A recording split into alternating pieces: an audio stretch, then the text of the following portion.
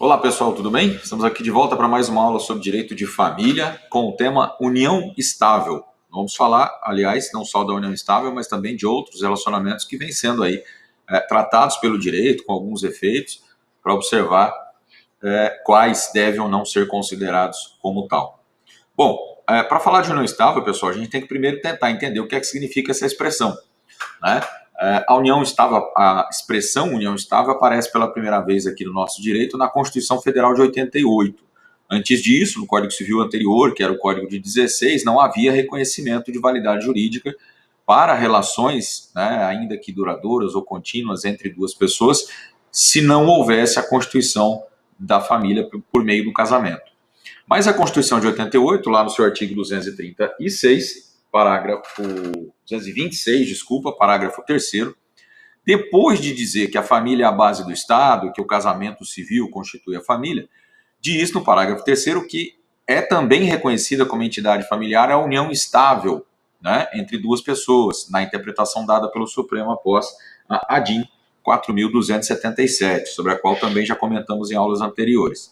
Pois bem, a partir desse momento, nós passamos então a usar a expressão união estável. Até então, as uniões que já existiam, né, e as quais se tentava dar algum significado jurídico, elas eram chamadas de concubinato, né? Concubinato é uma expressão que hoje, pessoal, ela só é utilizada para relações ilícitas. Então, muito cuidado você, estudante, ou você, advogado, para não utilizar essa expressão de maneira alguma quando você estiver se referindo a uma união lícita, a uma união estável, né?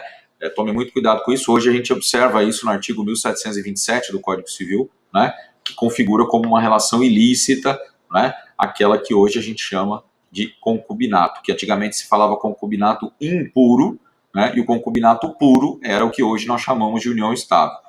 Numa classificação atual e correta, não usamos mais essas duas expressões. Usamos apenas união estável para relação lícita, que a gente já vai ver a definição aí na tela, e concubinato para uma relação ilícita, sobre a qual também nós vamos falar um pouquinho. Então, o conceito que nós podemos extrair de união estável, hoje é extraído do Código Civil. Antes do Código Civil entrar em vigor, ele é de 2002, entrou em vigor em 2003, nós tivemos a edição de uma lei, no ano de 1996, a Lei 9.278, que veio a regulamentar o direito dos companheiros. Até então, a gente tinha uma outra lei falando só de questões previdenciárias, né? E de sucessão, mas não uma lei que falasse de maneira mais ampla sobre o que é a união estável, como ela se configurava. Só com a entrada em vigor desta norma, então entre 88 e 96, nós ficamos com vácuo legislativo, entra em vigor essa norma em 96, só que ela estabelece alguns requisitos, como por exemplo um tempo mínimo de convivência para que a união estável gere direitos. Quando o Código Civil de 2002 é aprovado e entra em vigor no ano seguinte, ele traz, entre os seus artigos 1723 e 1727, definições sobre o que seja união estável. E não faz aqui nenhuma menção de tempo mínimo de convivência para que ela seja configurada. Então vamos ver aí na tela qual é o conceito de união estável que a gente extrai hoje do artigo 1723. Lembrando que esse conceito que está aí, pessoal, já é atualizado pela decisão do Supremo Tribunal Federal. Então eu pego aí e faço, né, a definição do que é união estável, tomando por base o artigo 1723, mas sem me esquecer que o Supremo Tribunal Federal, evidentemente, declarou aí, então, que é possível a constituição de famílias entre casais do mesmo sexo, né? Declarou aí a possibilidade de união estável também homoafetiva. Portanto, eu troco ali, né, uma expressão que nós tínhamos no meio, que colocava a diversidade de sexos das partes como sendo um requisito da união estável. Veja que na parte de baixo ali eu nem coloco mais como sendo requisito, porque efetivamente não é, né, para a configuração da união estável, o requisito de diversidade de sexos. Então, o que é a união estável hoje? É a convivência pública, contínua e duradoura entre duas pessoas, não interessa o sexo, estabelecida com o intuito de constituição de família. Então, nós temos no próprio conceito os requisitos que abaixo eu coloco como sendo os essenciais. Embora faça algumas observações, essa é uma matéria, pessoal, e nessa aula a gente vai usar muito jurisprudência, porque é uma matéria que a gente tem que seguir aquilo que os tribunais vêm decidindo. Porque como a união estável tem uma definição legal muito pequena, como eu disse, são só 5 artigos que falam de união estável, e como ela é uma situação de fato, que necessita do reconhecimento da sua existência pela configuração de requisitos, não é como o casamento, que o casamento tem uma solenidade, e essa solenidade, o registro dela, prova, através da certidão, correspondente à existência do casamento, a união estável não se prova dessa maneira, pelo menos não como regra. Então, daí a necessidade da gente socorrer da jurisprudência para tentar entender quando há efetivamente união estável e quando não há união estável. Bom, da definição, então, a gente retira os seguintes requisitos. Eu vou pular o primeiro e começar pelos demais. Notoriedade de afeições recíprocas, ou seja, a relação tem que ser pública, tem que ser publicizada essa relação afetiva entre duas pessoas. Porque se duas pessoas se encontram furtivamente para manter relações sexuais, por exemplo, mas isso não é publicizado entre as pessoas do convívio social desse casal, eles não são efetivamente um casal, eles não estão se relacionando para serem reconhecidos como um casal, como uma família. Se assim quisessem, eles agiriam assim publicamente. Eles não precisam sair na rua falando para todo mundo que eles são um casal. Mas no círculo familiar deles, no círculo de amizades dessas duas pessoas, eles são reconhecidos como um casal. Então, quando a gente fala de afeições recíprocas que têm que ser notórias ou públicas, elas têm que ser públicas não no sentido amplo da expressão, mas públicas em relação ao círculo de amizade e familiar destas duas pessoas, que reconhecem aqueles dois como sendo um casal. Ou eles têm um filho, esse filho se refere aos dois como pais publicamente, um chama o outro de meu esposo, minha esposa, mesmo não sendo casados formalmente, ou se chamam de companheiros, enfim, dizem publicamente que são um casal, reconhecem-se assim quando vão lavrar uma escritura pública, vão fazer um documento, um contrato qualquer, eles se qualificam como tal. Então isso torna pública a relação entre eles. O segundo requisito que a gente extraiu ali do conceito é que seja contínua e duradoura, Contínua e duradoura, pessoal, veja que abaixo nos dois requisitos ali, eu nem coloquei, nos requisitos essenciais eu nem coloquei, mas contínua e duradoura é algo extremamente subjetivo, porque, como eu disse, o Código Civil não estabeleceu qual seria o prazo mínimo. E nós temos decisões judiciais reconhecendo uma união estável em que o casal conviveu por poucos meses, e não há problema nisso, Não há problema, por exemplo, vamos falar daqui a pouquinho, quando se tem a intenção de converter a união estável em casamento, é preciso demonstrar um tempo mínimo de relacionamento? Não, porque o que importa é o que vai acontecer logo após, que vai ser a conversão disso em casamento, então não importa se as partes estão juntas há muito ou pouco tempo, Mas, enfim, o contínuo e duradouro depende muito da análise prática. Os outros requisitos, fidelidade ou lealdade. O 1724 do Código Civil, ele estabelece que nas relações dos companheiros devem ser respeitados os deveres de lealdade, respeito e assistência, guarda, sustento e educação dos filhos. É quase que uma repetição daquilo que está no 1566 do Código Civil com relação às pessoas casadas. Só que aqui, sabe-se lá por quê, o legislador, ao invés de colocar fidelidade, estabeleceu lealdade. E aí existem alguns questionamentos na nossa doutrina se a lealdade seria sinônimo de fidelidade. Eu prefiro entender que sim, e prefiro entender porque, como vocês perceberam pelo conceito que eu coloquei aí, a união estável se configura entre duas pessoas. E, evidentemente, se são duas pessoas, elas têm que ser fiéis uma à outra. Há quem diga que a lealdade se configuraria quando, se um dos dois tiver um relacionamento com outra pessoa, ele será leal desde que esse relacionamento seja informado ao seu companheiro. E aí não haveria, então, deslealdade, embora houvesse infidelidade.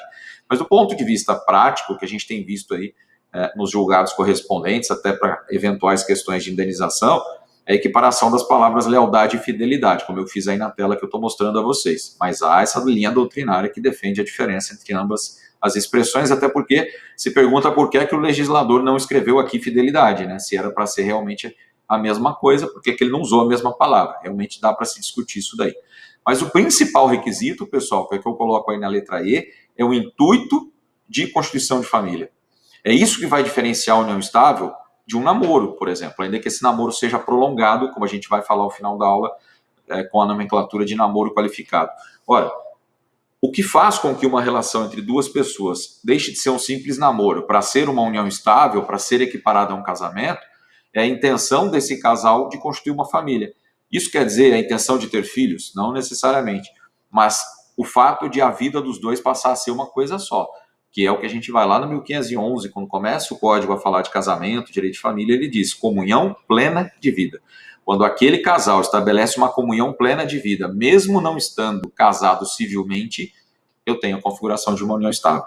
Esse é o principal requisito que vai ser utilizado para configurar ou não configurar a união estável. Eu coloquei aqui também, pessoal, porque é o costume se colocar a questão da coabitação. Vocês devem ter notado que no artigo que eu li agora há pouco, 1724, diferentemente do que está no 1566, não existe o dever de coabitação. É fato que nem para o casamento se exige a coabitação, né? As duas pessoas podem estar casadas e morar em locais diferentes, elas trabalham cada uma numa cidade, se encontram apenas aos finais de semana ou a cada 15 dias. Então elas não residem no mesmo lugar, mas isso não desconfigura um casamento que tenha sido contraído legalmente. A mesma coisa vale para a união estável. Já entende assim o Supremo, desde a edição da súmula 382, com a observação que eu faço aqui. Como essa súmula é antiga, ela se refere, ela usa a expressão concubinato, mas ali ela está se referindo ao concubinato puro de antigamente, que, como eu disse, é hoje a união estável. Então entendam a união estável quando lerem essa súmula. E o STJ também fixou esse entendimento, e essa é a tese de número 2, que está lá na jurisprudência em tese número 50. O STJ, para vocês que estão aí me vendo nesse momento, tem esse instrumento chamado jurisprudência em tese, pessoal, que é muito bom. Cada um desses itens, veja, esse é o de número 50, já tem aí vários outros depois dele, fala sobre um tema específico. De número 50, que eu vou citar bastante aqui, fala só de união estável e concentra as decisões principais do Supremo sobre isso. São, se não me engano, 15 teses ali, do STJ, desculpa, 15 teses sobre união estável. Nós vamos usar algumas delas aqui, né? E isso facilita bastante, porque você pode baixar isso em PDF, né? E lá você tem não só a tese, mas os precedentes, que são vários julgados naquele sentido. Você então pode, você aí, advogado, pode utilizar na sua prática do dia a dia, colocando os precedentes do STJ sem ter que ficar pesquisando um por um, né? No próprio site, né, onde ele permite a busca de jurisprudência, já que o STJ concentra a jurisprudência de maneira unificada nesse instrumento aí chamado jurisprudência em tese. É só procurar o link lá no site do STJ. Acho muito importante e válido que vocês façam isso, né? Bom, então essa tese diz que não é obrigatória a coabitação para a configuração da união estável, ok? Mas é claro que se houver coabitação, isso é um requisito a mais, um indício a mais, no sentido de demonstrar a existência de união estável. Professor, pode haver coabitação sem existir união estável? Claro. Vamos falar mais para frente. 2 namorados podem dividir um apartamento, só que cada um paga metade do aluguel, cada um tem as suas contas, cada um tem a sua vida. Isso significa que eles estão vivendo em união estável porque têm um relacionamento afetivo e moram no mesmo lugar? Não. Então, a coabitação é um indício, mas não é o único, e sozinha não comprova absolutamente nada. Eu deixei por último a necessidade de se provar a ausência de matrimônio civil. Não entre os dois, mas a ausência de matrimônio civil ou de impedimentos para o casamento entre eles, a ausência de matrimônio civil deles com outras pessoas e, evidentemente, a ausência de impedimentos para que um se casasse com o outro. Eles não se casam por uma opção, mas legalmente poderiam fazê-lo, né? Lembrando que os impedimentos, pessoal, estão no artigo 1521 do Código Civil. Essa regra ela é expressa no parágrafo 1º do artigo 1723 do Código. Agora, é entendimento jurisprudencial que é possível a configuração da união estável, daí a tese número 5, que eu cito aí do STJ, é possível a configuração da união estável, sendo uma das partes casada civilmente com o terceiro, se esse indivíduo estiver separado de fato. Normalmente se colocava ali separado de fato há pelo menos 2 anos por conta de uma regra do Código Civil sobre sucessão. Mas não tem necessidade especificamente de serem 2 anos de separação de fato, não. Porque a união estável, pessoal, ela é diversa do casamento, evidentemente, e não se configura em relação a todos os outros impedimentos para casamento. Ou seja, não há união estável entre parentes próximos, como não pode haver casamento, Mas, embora pessoas casadas não possam contrair outro casamento, se estiverem separadas de fato, de corpos, já não vivendo mais como marido e mulher, a gente falou de separação na aula anterior, na separação se considera rompido ou dissolvida a sociedade conjugal, que impõe o dever de fidelidade e outras coisas mais. Então, se não há mais o dever de fidelidade, de coabitação, de respeito, consideração mútuos, e se não existe mais o regime de bens entre aqueles dois, porque estão separados, mesmo que de fato, isso pode ser demonstrado judicialmente, fixar-se uma data para esse efeito, o indivíduo pode começar um novo relacionamento, isso já não vai mais configurar infidelidade. E poderia começar um novo relacionamento já em regime de união estável, ok? Bom, há duas maneiras de se reconhecer a união estável. Ou de maneira voluntária, quando as partes elaboram um documento para dizer que vivem em união estável. Esse documento pode ser público ou particular, mesmo que eles queiram escolher um regime de bens que não seja a comunhão parcial, o regime legal. Vem aqui uma outra diferença do casamento, né?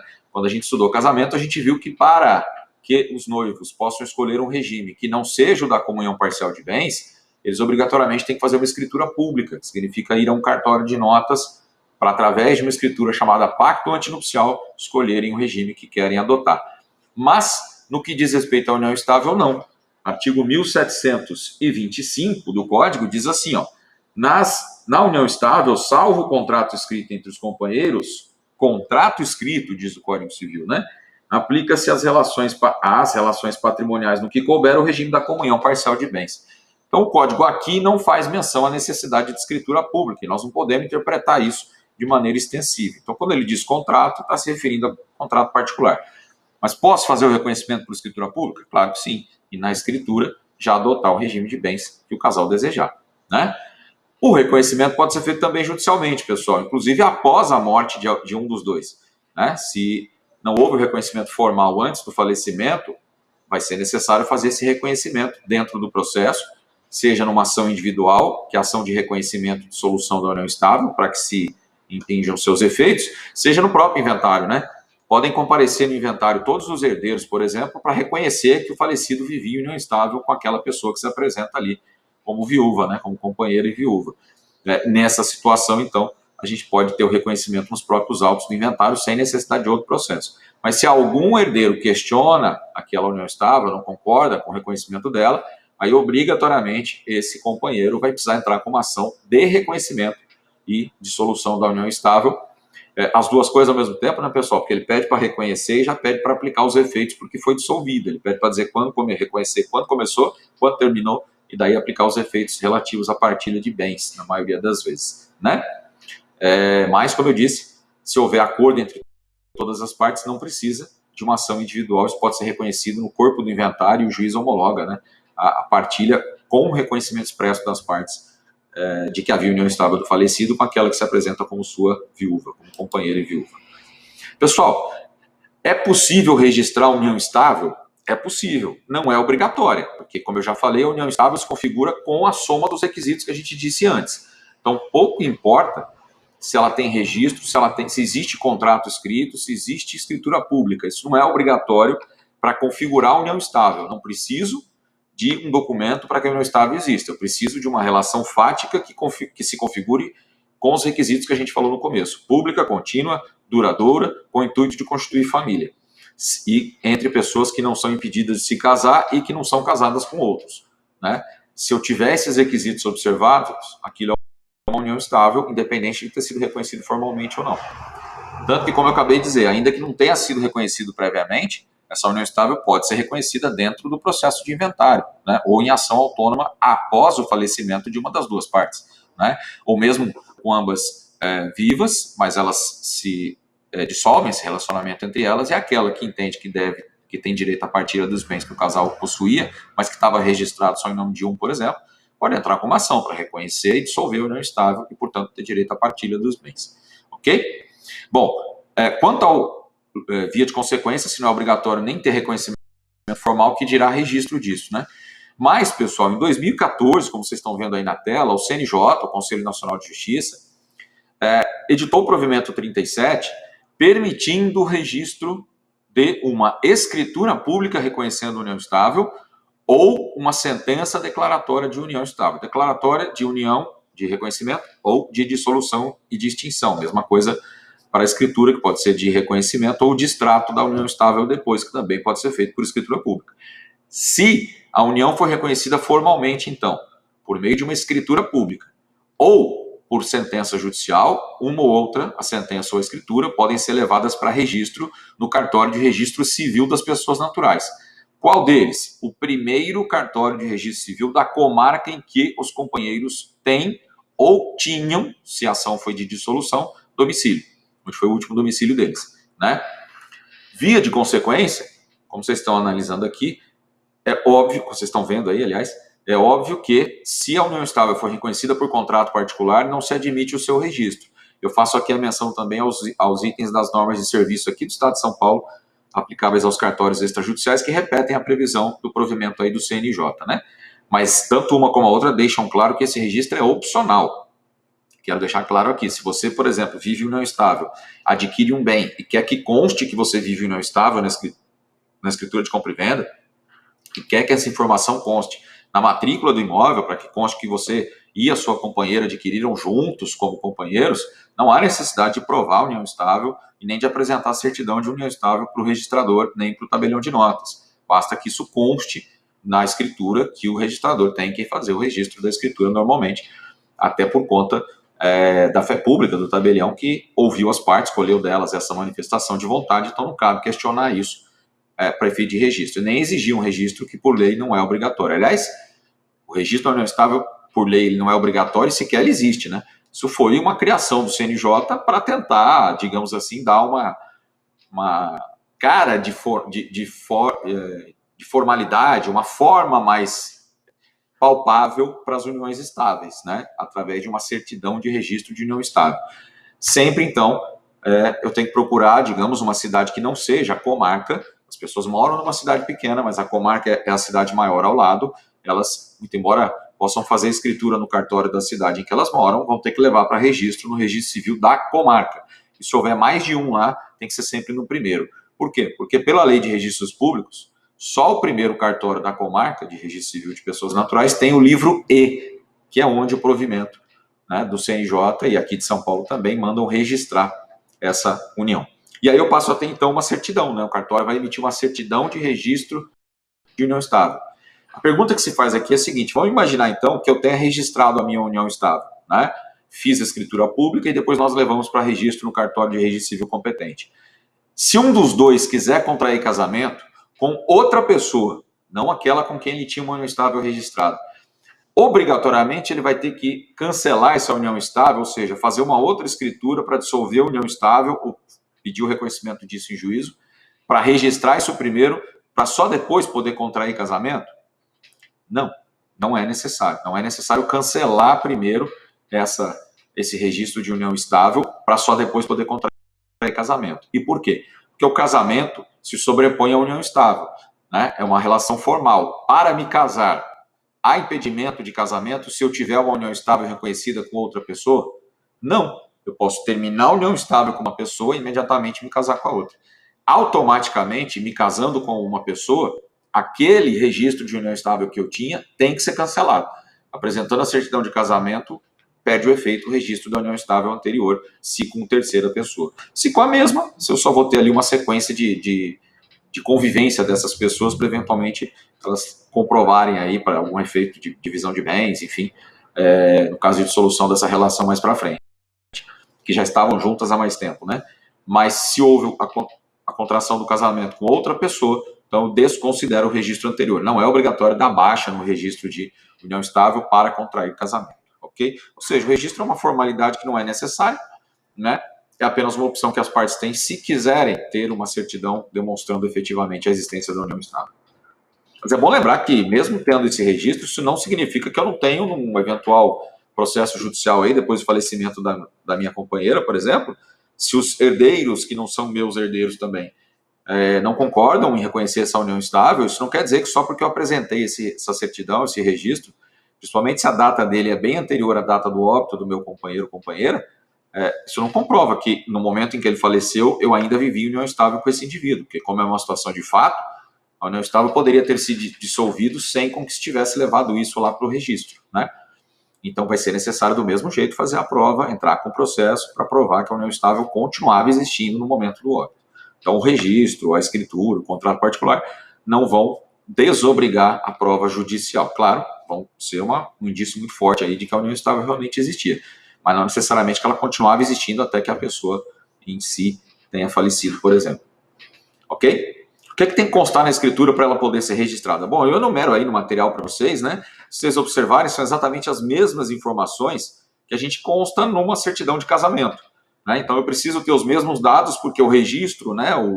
Vamos colocar o programa onde eu vou fazer a certidão de registro de união estável é o mesmo onde eu faço de casamento, e os itens obrigatórios são iguais, né? Então eu tenho que, na escritura pública, quando eu fizer a escritura pública para reconhecer a união estável, ou o juiz, na sentença em que ele encaminhar para registro, ele tem que fazer constar todas essas informações sobre o nome completo, se um está adotando o sobrenome do outro ou não, né? Dados dos pais dos dois, que tem que constar na certidão, né? Enfim, data da sentença, data da escritura, vejam aí se adotaram o regime de bens e qual é esse regime de bens, né? Tudo isso vai constar no registro. O que é que não consta no registro? Desde quando a união foi constituída. Não vai constar a data em que eles começaram esse relacionamento, né? Até porque, para efeito prático, o registro dali para frente, em tese, se a união estável está sendo respeitada. Onde pode constar essa data de início do relacionamento é na escritura de reconhecimento. Pessoal, por que é que nesses provimentos só se pode registrar uma união estável se ela é reconhecida por uma escritura pública ou por sentença? Por que o contrato particular não pode? O legislador optou aqui, pessoal, por tentar garantir maior segurança jurídica para permitir o registro apenas quando a segurança jurídica da existência real da união estável for maior. Quando ela é declarada pelo juiz ou pelo tabelião, ela é revestida de fé pública, né? Quem está afirmando ali ou declarando, né, confirmando a declaração de vontade, que colheu aquela declaração de vontade realmente das partes, foi o tabelião ou o juiz que fez isso no processo e aí na sentença assim declara. De maneira que é diferente de um contrato particular que eventualmente as próprias partes elaborem ou uma só delas faça, a outra assine e depois pode alegar que não sabe o que assinou, enfim. Quando eu revisto de fé pública e daí faço por escritura pública, eu dou a esse ato uma presunção de legalidade ou veracidade que só pode ser questionado e comprovado o contrário por prova produzida nos autos, e não por simples alegação, né, que seria no caso de um contrato particular. Você inverte o ônus da prova, digamos assim, jogando para quem eventualmente questionar a validade daquele documento. O tabelião tem fé pública, ele ouve as partes, diz que elas estão lúcidas e que elas declararam aquilo para ele. Via de consequência, como é que eu vou desconstituir isso daí? Só se eu provar que o tabelião está mentindo, que é muito difícil, ou que as partes não estavam conscientes, né, no momento que fizeram o ato, que também é muito difícil, porque uma das obrigações do tabelião é justamente aquilatar se as partes sabem o que estão fazendo. Ok? Daí a ideia do legislador de tentar impedir fraudes através de contratos ou documentos particulares. Muito bem. Seguindo, é possível converter união estável em casamento? É possível, né? A Constituição Federal, no artigo 226, no parágrafo 3º, mesmo artigo que reconhece a união estável como entidade familiar, diz que o Estado tem que facilitar a forma de conversão dela em casamento. Porque, de novo, ainda para o Estado o casamento seria o ideal, né? Porque é formal, porque evitaria desnecessárias discussões judiciais para comprovação da sua validade ou não. O grande porém, pessoal, que eu quero comentar aqui, é que quando o Código Civil de 2002 entra em vigor, no artigo 1726, ele estabelece que a união estável pode ser convertida em casamento mediante pedido dos companheiros ao juiz, né? E posterior registro, né? Assento no registro civil. Mas aquela lei de 96, que eu me referi antes, que é a 9278, que criou as primeiras regras sobre união estável, estabeleceu que esse procedimento de conversão se daria perante o oficial de registro civil das pessoas naturais, ou seja, que seria um procedimento administrativo e não um procedimento judicial. Artigo 8º. A mesma regra consta na Lei de Registros Públicos, que é a 6.015 de 73. O que aconteceu? A maior parte dos estados, através das suas corregedorias, é sempre bom lembrar que os procedimentos relativos aos cartórios extrajudiciais, eles são regulamentados por estados, pelas corregedorias de cada unidade da federação, do Distrito Federal e de todos os estados. Então, às vezes, existem interpretações que são divergentes de um estado para o outro, quando a lei, por exemplo, não é muito clara, ou quando gera uma confusão como aqui, que eu tinha um procedimento mais simples e o Código Civil vem e transforma o procedimento administrativo em judicial. Agora eu pergunto, se as duas partes são maiores, capazes, estão de acordo, estão declarando que vivem em união estável e querem converter em casamento, por que provocar o judiciário? Por que precisar de uma manifestação do juiz? Por que o juiz tem que julgar uma coisa que não tem litígio? Qual é o interesse do Estado em produzir prova para saber se aquilo que eles estão dizendo é verdade? O que eles querem é casar. A única diferença de conversão de união estável para casamento, como a gente vai ver, é que no casamento existe, além da solenidade prévia da habilitação, existe uma celebração formal, né? E na conversão de união estável para casamento não tem celebração. É só o procedimento de habilitação prévia no cartório e depois o registro é feito automaticamente. Então, quer dizer, qual é o final dos dois?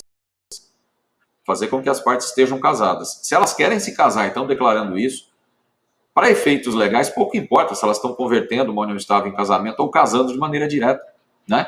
Porque, ao final, elas estarão casadas. E não interessa que elas se casaram por conversão de união estável. Na certidão delas, por exemplo, de casamento, eu não vou colocar que elas são casadas por conversão de união estável. Isso vai constar no processo de habilitação, que é documento interno do cartório, da serventia. Mas a certidão é certidão de casamento. Pouco importando se eles se casaram convertendo a união estável em casamento ou se eles se casaram de forma direta. Então, por que o Estado vai ter que interferir ou não? Em razão disso, a maior parte dos estados, e aí encontra-se o Estado de São Paulo também, ao regulamentarem esse procedimento nas suas normas de serviço, essa sigla grande que eu coloquei aí, ó, quer dizer, normas de serviço da Corregedoria Geral de Justiça de São Paulo. Quem tiver interesse, é só entrar no portal do extrajudicial, que é vinculado ao Tribunal, né, de Justiça de São Paulo, e lá você consegue baixar as normas que são atualizadas todos os meses no site, né, que às vezes a gente tem algumas modificaçõezinhas aí no decorrer do ano, e essas modificações são todas atualizadas ali. Você pode baixar isso em PDF e acompanhar como é que funciona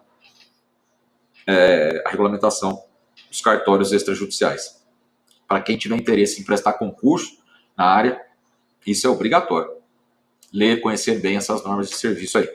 As de São Paulo, item 87 do capítulo 17, dizem que o pedido vai ser feito diretamente perante o oficial de registro civil, né? Ou seja, um pedido simples, né? Vamos aí então para a sequência, feito perante o oficial de registro civil, que vai habilitar esse pedido da mesma maneira que habilita o casamento, vai fazer o mesmo procedimento de habilitação, exigir os mesmos documentos, fazer a mesma publicação de proclamas, aguardar os mesmos 15 dias, para saber se ninguém vai apresentar nenhuma oposição ao pedido de conversão de união estável em casamento, e aí é que vem a diferença. Passados os 15 dias de proclamas, o oficial faz o registro automaticamente do casamento dessas duas partes, da conversão da união estável em casamento, não havendo celebração. Na verdade, o próprio ato de registro é diferente porque ele vai ser assinado só pelo oficial. As partes nem precisam comparecer ao cartório para assinar, porque o oficial só vai, passados os 15 dias, ele certifica que passaram os 15 dias, não houve oposição, registra o casamento e assina sozinho. E aí entrega a certidão para as partes, elas vêm ao cartório só para buscar a certidão. Alguns estados estabelecem que as partes devem assinar o termo, né? Mas não é isso que me parece correto, até porque se o registro é feito automaticamente, isso pressupõe que não há necessidade de comparecimento de ninguém, portanto não há necessidade de assinatura. Agora, eu confesso como registrador civil que eu já permiti que as partes assinassem, né? Elas pediram para assinar o livro, eu não vejo aí nenhum problema, né? O que abunda não prejudica, né? O que você faz a mais do que a lei estabelece, desde que não a contrarie, não vejo prejuízo nenhum e foi para satisfazer a vontade das partes. Então, essa é a diferença de uma conversão de união estável em casamento. União estável de pessoa maior de 70 anos de idade. Se uma das partes que quer constituir a união estável no início do relacionamento tem mais de 70 anos, é obrigatória a imposição do regime de separação de bens? Essa é uma regra que vale para o casamento, né? Vamos lá, no artigo 1641 do Código Civil, a gente falou disso na aula sobre regimes de bens. Está escrito aqui que é obrigatório o regime da separação de bens no casamento, inciso 1, das pessoas que, inciso 2, da pessoa maior de 70 anos de idade. É bom lembrar que isso aqui foi alterado pela lei 12.344 de 2010, porque a previsão original do código era 60 anos, 60, e foi aumentado para 70, 70. A pergunta que se faz é, esse artigo que traz expressamente a palavra casamento, também se aplica para união estável? Se eu tiver um reconhecimento de união estável entre duas pessoas, sendo que uma delas tem mais de 70 anos, é obrigatório o regime da separação de bens? Como vocês vão ver aí, o entendimento do STJ é no sentido que sim, é obrigatório. E eu concordo, né? Porque se há uma ideia de equiparação de união estável a casamento, mantidas as suas diferenças, mas equiparação de direitos em relação aos dois institutos, evidentemente, eu tenho que considerar as mesmas regras restritivas, até para a proteção das partes.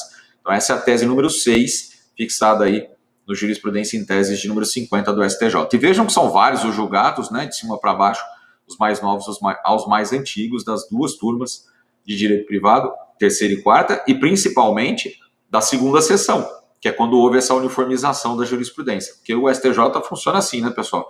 Em direito privado, a gente tem duas turmas, a terceira e a quarta. E quando elas se juntam para uniformizar os seus entendimentos, que às vezes são divergentes, elas constituem a chamada segunda sessão do STJ.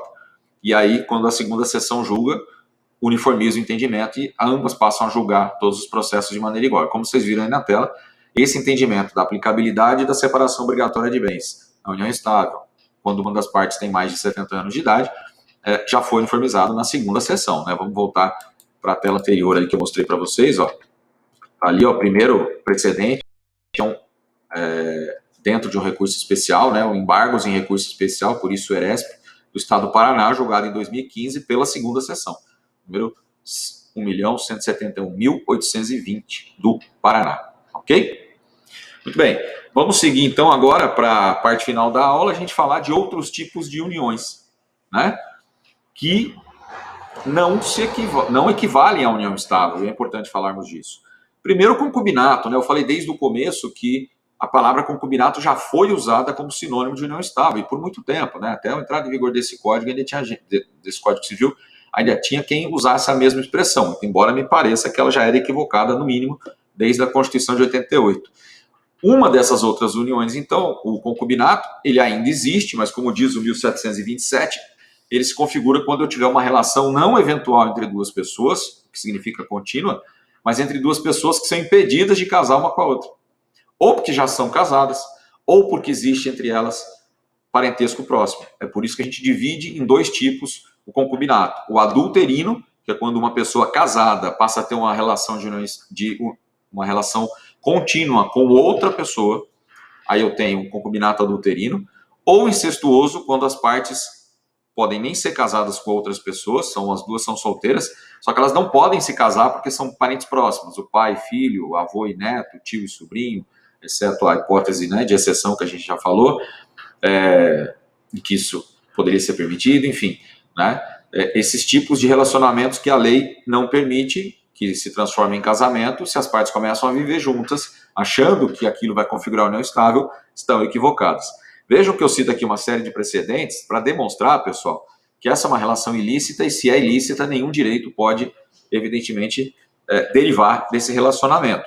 Eu cito aí vários artigos do Código Civil que demonstram isso claramente. O 550, por exemplo, que proíbe a doação entre essas pessoas, ou tira o efeito se ela vier a acontecer. O 1801, que impede que em testamento eu beneficie um concubino, por exemplo. Enfim, além do 793, são vários artigos do Código que trazem claramente a ideia de ilicitude desse tipo de relacionamento. E mais do que isso, temos aí a súmula 447 do STF, que diz que não há nenhum direito para o concubino, né, a relação ilícita,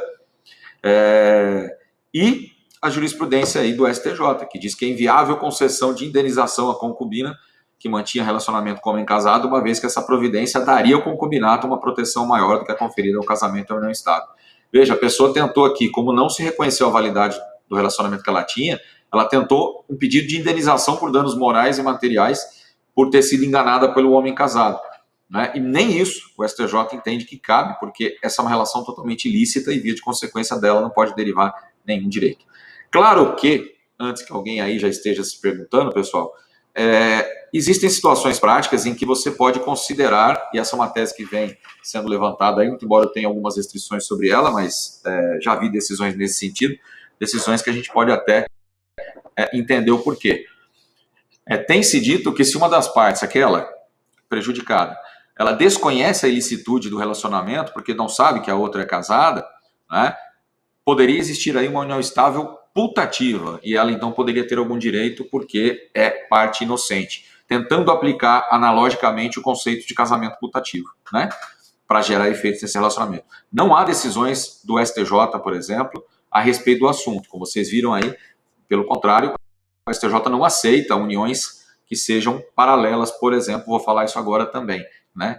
Então, não me parece que os tribunais superiores, STJ e STF, tenham esse posicionamento, exceto quando se fala de divisão de pensão previdenciária. Olha que curioso, né? Vou mostrar para vocês aqui agora as decisões a respeito de uniões estáveis paralelas, né? Se isso é possível, se não é possível, ou união estável com mais de uma pessoa, né?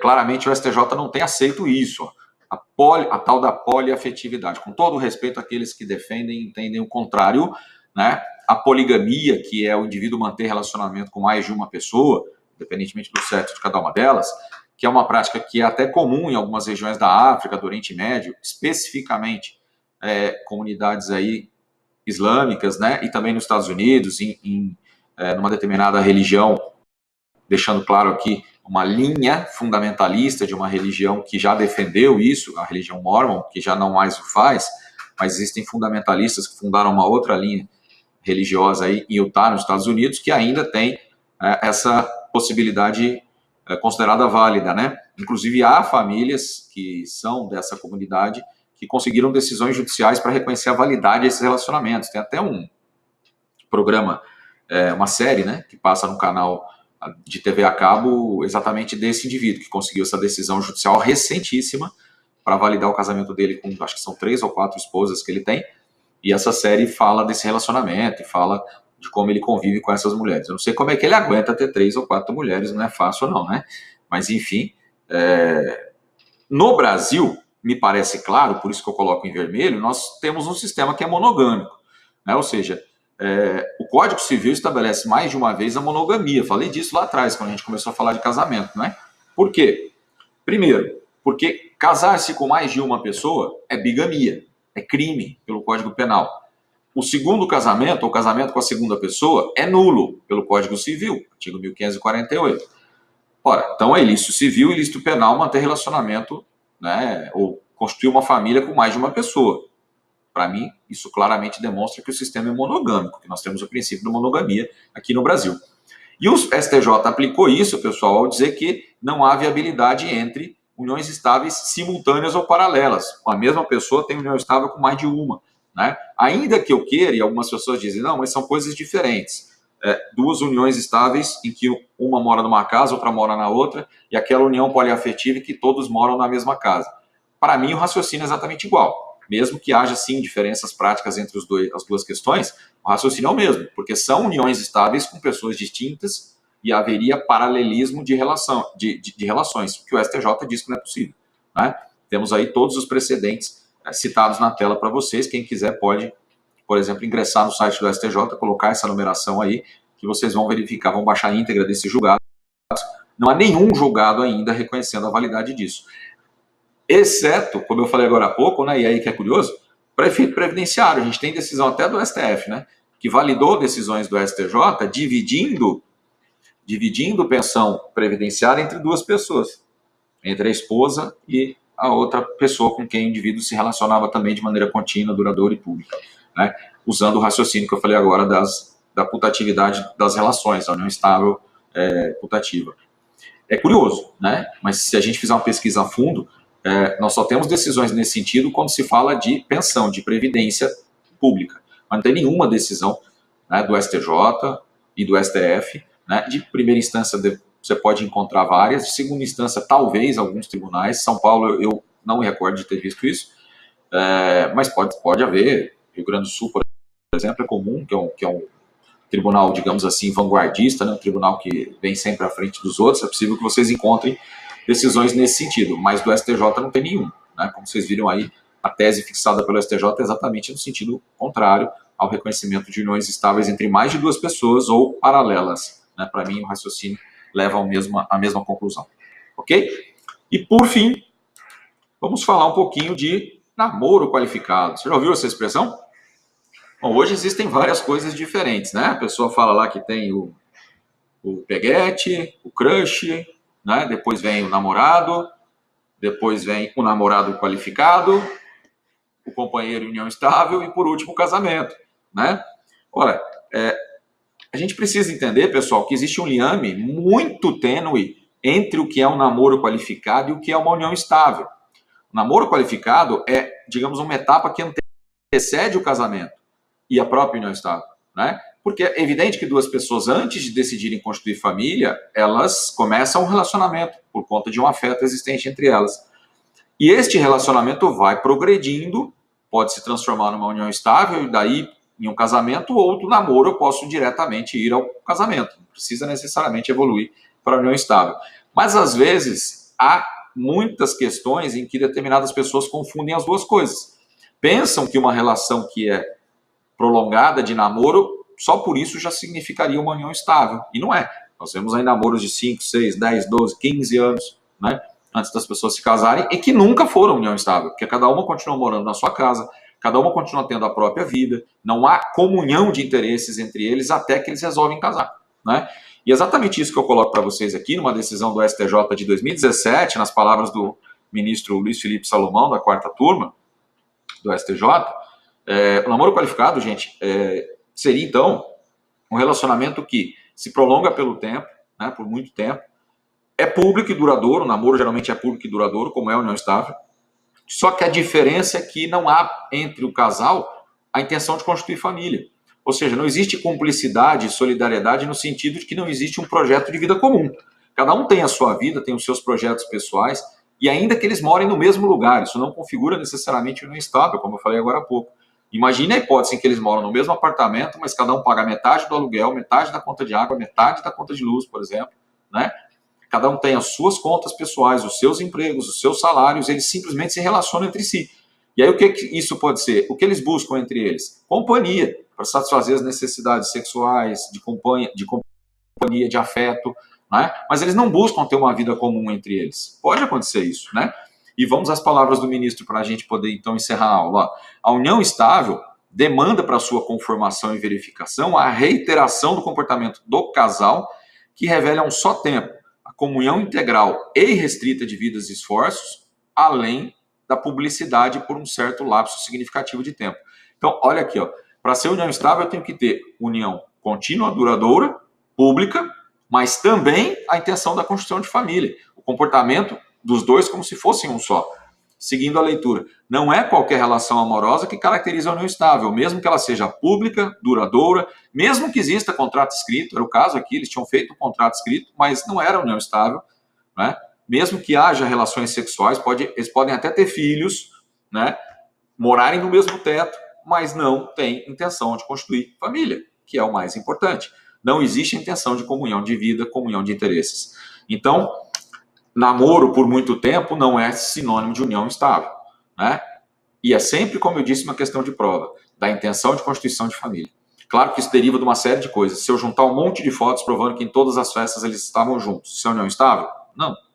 Namorados vão às mesmas festas juntos. Namorados são apresentados à família como namorados, né? Então, a convivência, a interconvivência familiar não significa que eles sejam um casal que pretende constituir uma família. Até ter filhos, como vocês viram aí, não necessariamente significa união estável. Duas pessoas que mal se conhecem podem ter filhos uma com a outra, né? Uma relação furtiva, por exemplo, né?